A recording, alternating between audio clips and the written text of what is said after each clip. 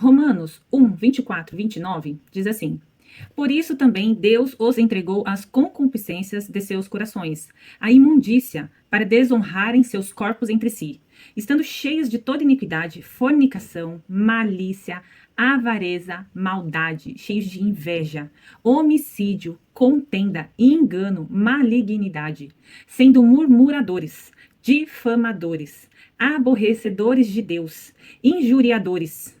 Peraí que eu perdi.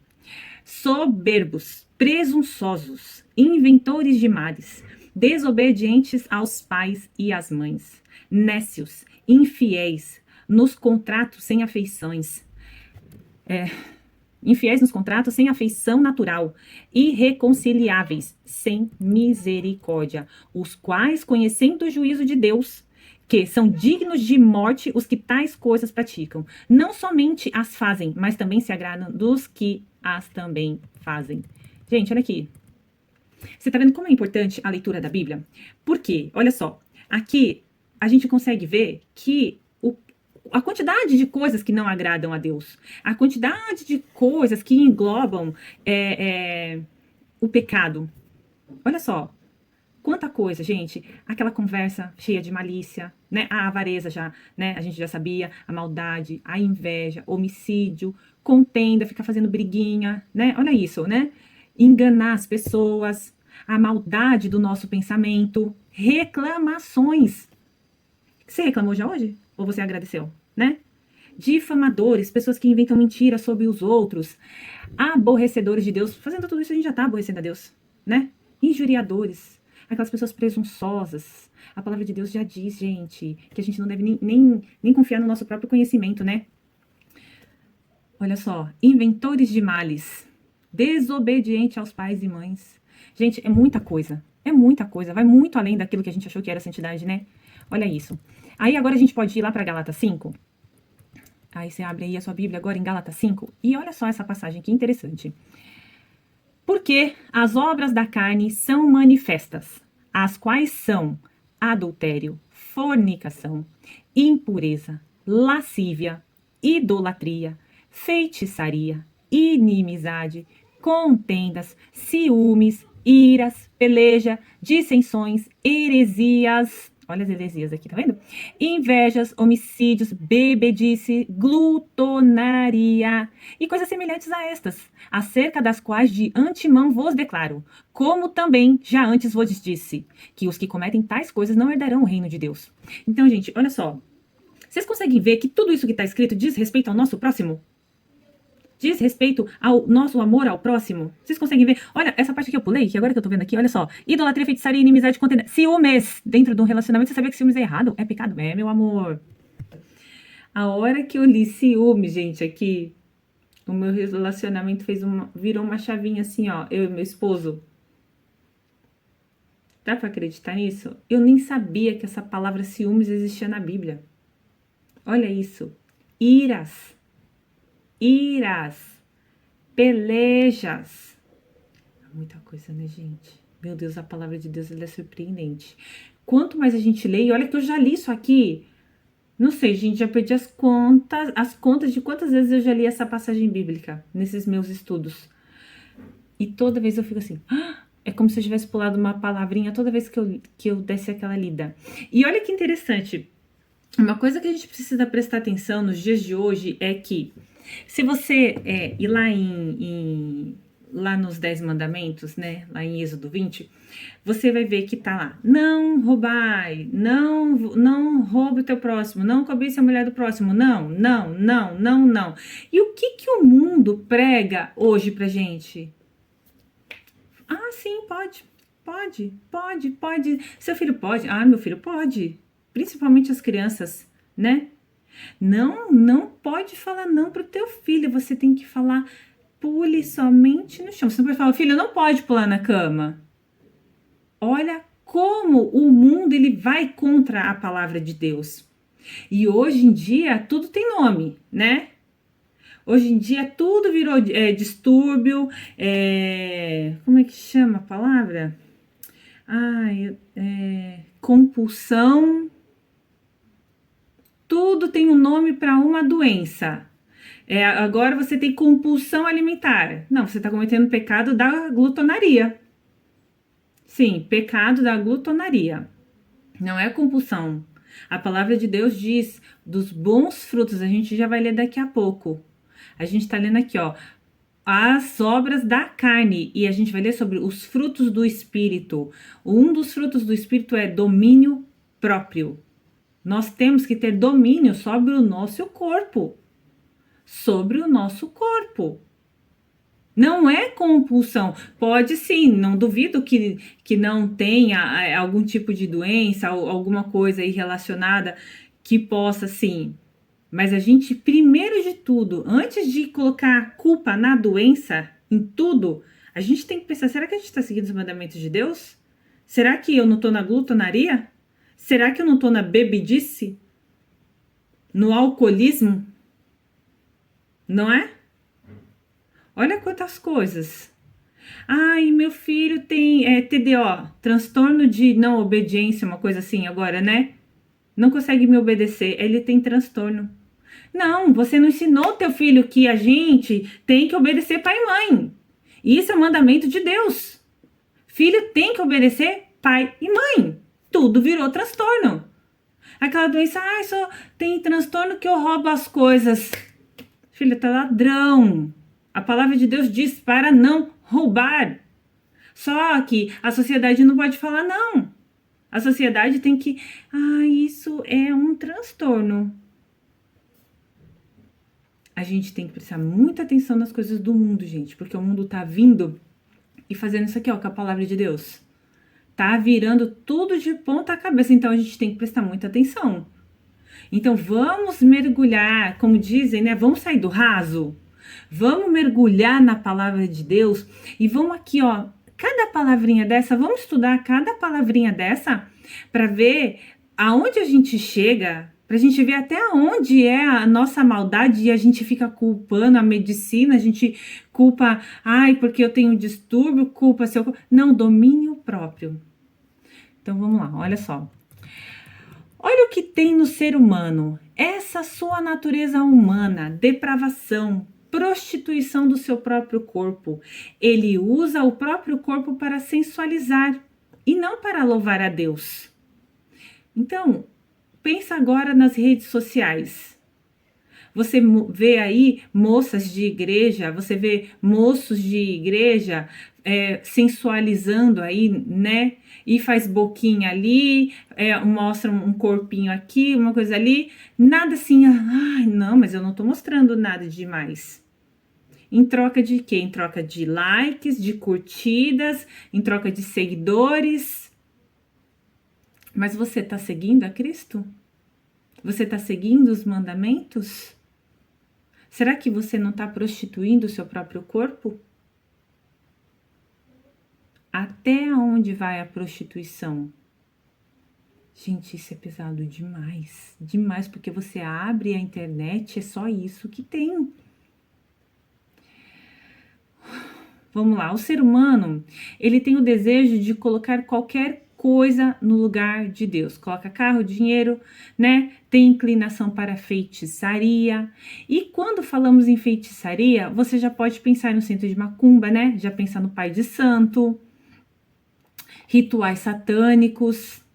Mas uma pessoa que lê horóscopo, que vai lá, vai em alguém para ler as mãos, as pessoas que buscam práticas esotéricas e adivinhações também estão praticando coisas que não agradam a Deus. Vocês acham que horóscopo, signo disso, signo daquilo também é de Deus? Olha só, viu? Inimizades, contenda, criação de grupos que discorda de outros grupos. Coloca uma pessoa contra outra, criticar ou alfinetar pessoas e nem se dar conta que isso é inveja. Às vezes você faz isso por pura inveja e não está nem percebendo. E a Bíblia diz que as pessoas que praticam isso não herdarão o reino de Deus. Por isso que a obra da carne é morta, no seu delito e no seu pecado. O apóstolo Paulo está falando isso para os crentes.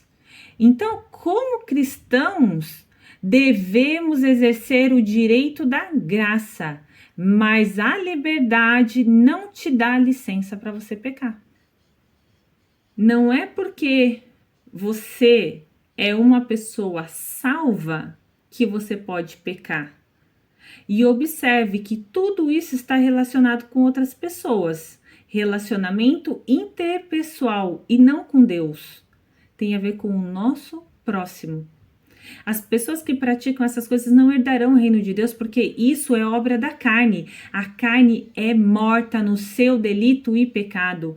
E nesta carta que Paulo escreve, você pode observar, ele está falando para crentes, ele não está falando para o povo do mundo.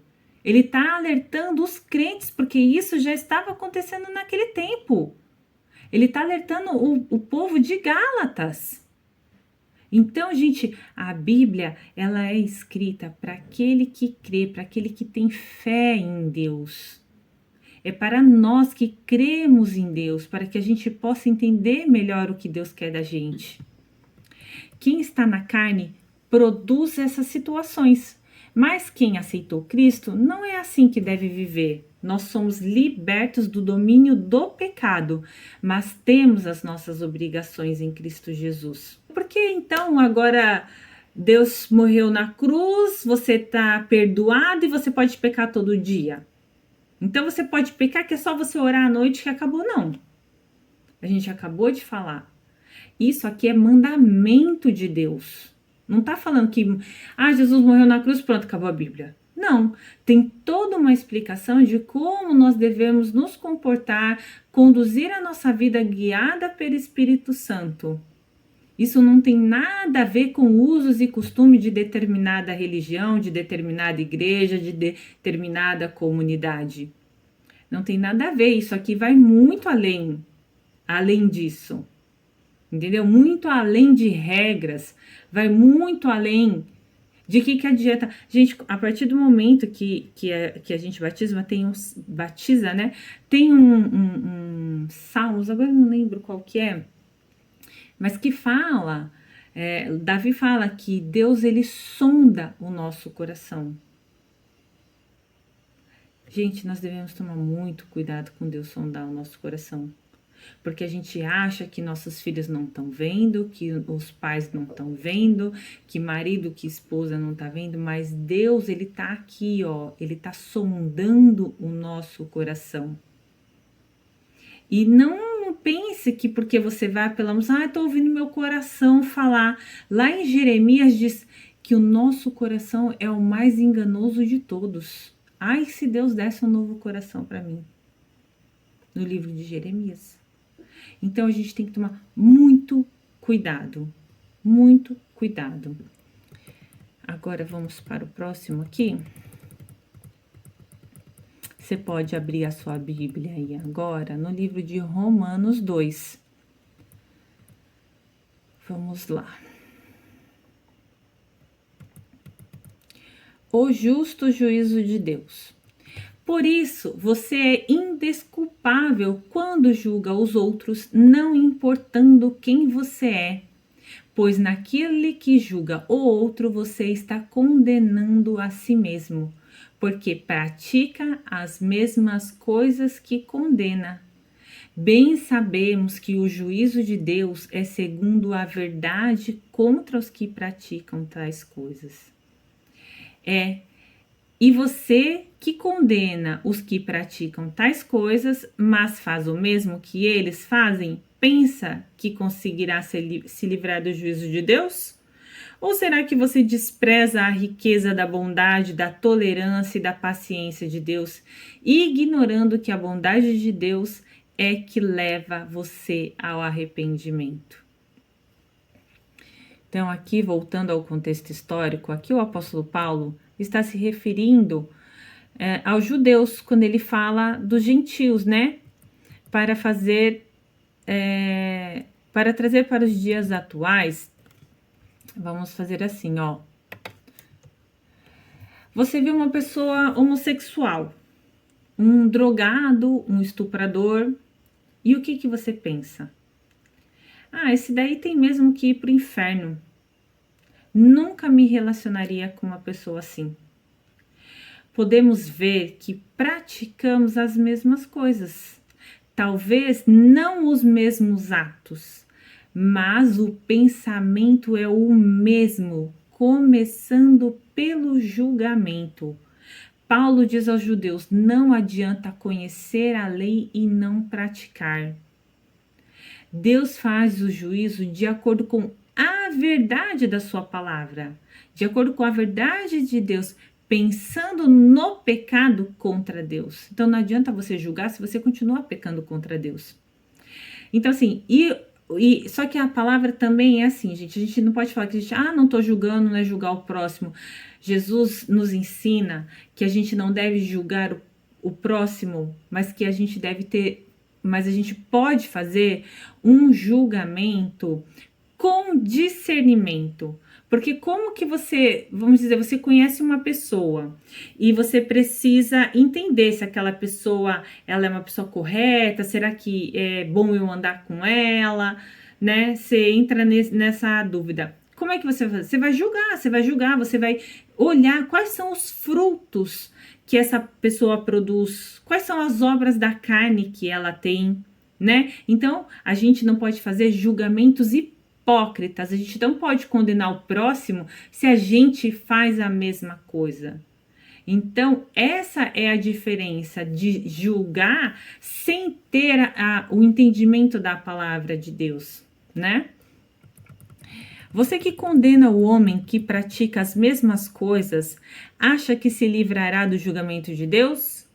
Porque diz que segue a lei, você se esquece que é por causa da bondade, longanimidade, misericórdia de Deus, foi ele que abriu a mente, o coração e entendimento que estava cego por Satanás, para que o homem pudesse se arrepender dos seus pecados, crer em Cristo e pela fé, como seu único e suficiente Salvador foi Deus? Você esqueceu que é Deus, não foi o homem. É Deus que faz a gente chegar ao arrependimento. Então, aqui a gente entra naquele contexto que tudo é pelo dom que Deus nos dá da fé, de crer e se arrepender. Então, você pode abrir aí o seu livro, a sua Bíblia, em Romanos, capítulo 2. A gente vai ler agora a partir do versículo 3, tá? Então, olha só.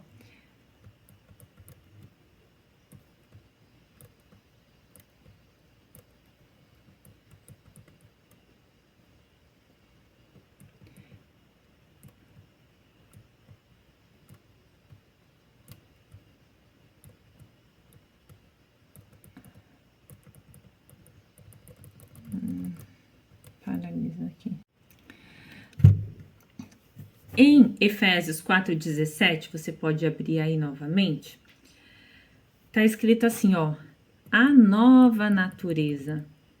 Isto, portanto, digo e no Senhor testifico. Não vivamos mais como os gentios, que vivem na vaidade do seu próprio pensamento, tendo seu entendimento obscurecido, separados da vida que Deus concede, por causa da ignorância em que vivem, pela dureza do seu coração, tendo se tornado insensíveis, eles se entregam à libertinagem para, de forma desenfreada, cometer todo tipo de impureza. Aqui o apóstolo Paulo, ele está fazendo uma comparação, explicando que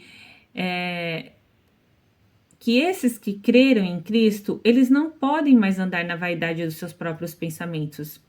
Ou seja, eu penso assim, eu acho assim, eu creio assim, de acordo com como alguém disse.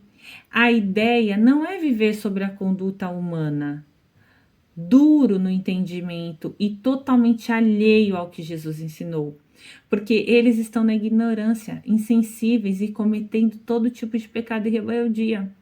O cristão vive de acordo com o padrão bíblico.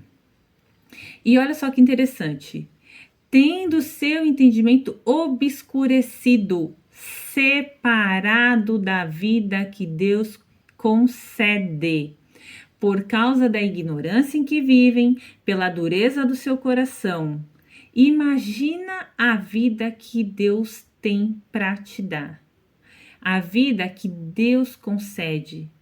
Será que tantas dificuldades, tristezas que passamos e não conseguimos entender é porque não aceitamos Jesus na nossa vida? Porque preferimos acreditar no que passa em nossa cabeça, endurecer os nossos corações, do que acreditar no que Ele, Jesus, nos deixou há muito tempo? Sofremos há muito tempo e a verdade estava o tempo todo na nossa frente. Então, o que acontece? Se a gente vive no entendimento do nosso próprio pensamento, o que Deus faz? Ele nos entrega. É isso que você quer? É isso que você acredita? Então, o que Deus faz? Ele sai. Ele fala, então vive a vida desse jeito. Ele nos afasta, a gente vive longe da vida que Deus concede e a gente passa a viver a vida que a gente pensa. Então, olha só, uma pessoa que ela idolatra o trabalho, ela idolatra o dinheiro, ela vive para aquilo, ela não tem tempo para as coisas de Deus, é isso que Deus vai entregar na mão dele. Deus vai entregar o dinheiro, Deus vai entregar você a vida que você pensa.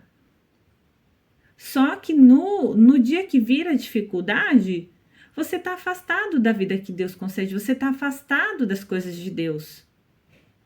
E isso acontece com tudo. Uma pessoa que ela, a minha casa, não sei o quê, que nem eu expliquei, não pode fazer isso, não pode fazer aquilo, não pode fazer. O que vai acontecer? As pessoas que eu amo, elas vão se afastar de mim, elas não vão mais querer vir me visitar. Não vamos na casa de Gisele porque ela não gosta que suja a casa dela, a gente incomoda ela. Vai chegar uma hora que eu nem vou perceber, eu vou estar sozinha com a minha casa linda, impecável e brilhando. Mas aquele amor, aquele calor das pessoas que me amavam, ou que ainda me amam, mesmo não estando vindo, eu não tenho mais. Eu vou estar entregue à minha vaidade, à minha idolatria. Eu vou estar entregue, eu vou estar com a minha casa do jeito que eu sempre quis, mas eu expulsei o amor. Eu não segui o mandamento de Deus. Vocês conseguem ver isso? Ai, gente, isso é triste, não é? A gente tem que tomar muito cuidado, isso é muito triste. Muito triste. E quanto mais eu leio, mais eu peço para Deus assim, ai, Senhor, me ajuda a andar em santidade. Eu quero me livrar de tudo isso que o mundo traz, sabe? Essas tentações do mundo. Porque é muito, né, gente? É muito, não é fácil, não. Então, eu vou encerrar esse estudo aqui. E eu vou deixar uma perguntinha para vocês, para a próxima aula. E essa perguntinha é a seguinte: para que Jesus veio ao mundo? Eu vou deixar aqui uns versículos para vocês pesquisarem.